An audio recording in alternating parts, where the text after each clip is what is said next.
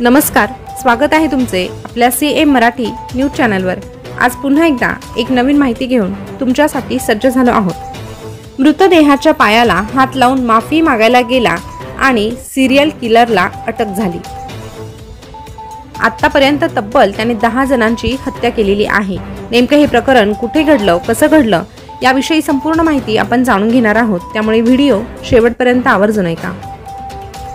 आतापर्यंत तुम्ही अनेक सिरियल किलर्स बद्दल ऐकले आणि वाचले असेल, पण पंजाब मधील रोपर मध्ये एक सिरियल किलर पकडला गेला आहे, ज्याने केवळ लोकांची हत्या केली नाही तर त्यांना मारण्यापूर्वी त्यांच्याशी संबंधही ठेवले होते। वास्तविक मारेकरी समलिंगी आहे। पोलिसांनी सांगितले की आतापर्यंत यात 10हून अधिक लोकांचा मृत्यू झाला आहे। या सिरियल किलरने नेमकं कोणाला बळी बनवलं आहे हे आपण जाणून घेऊया। पोलीस तपासात असे आढळून आले आहे की आरोपी सिरियल किलर रस्त्यावरून चालणाऱ्या लोकांचीच शिकार करत असे।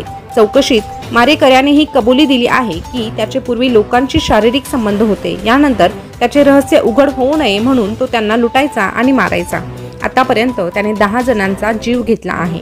रोपरचे SSP गुलनीत सिंह खुराना यांनी पत्रकार परिषदेत सांगितले की आरोपी रामस्वरूप उर्फ सोधी याने किरतपूर साहिब जवळील मौदा टोल प्लाझा जवळ एक घटना घडवली।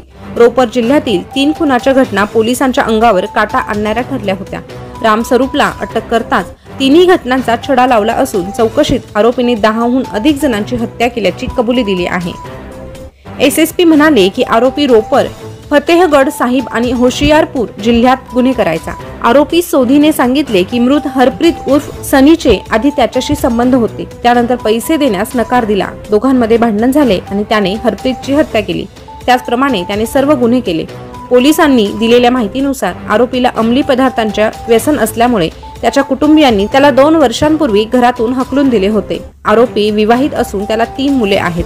आरोपीने सांगितले की त्याने अनेक गुन्हे केले आहेत, त्यापैकी बरेच गुन्हे त्याला आठवतही नाहीत। खून केल्यानंतर त्याला पश्चाताप झाला की तो मृतदेहाच्या पायाला हात लावून माफी मागायचा। दारूच्या नशेत सर्व गुन्हे केल्याचे आरोपीने सांगितले आहे।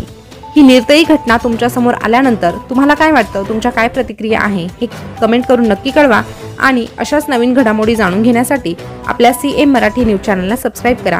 पुन्हा भेटूया नवीन माहिती सोबत। धन्यवाद।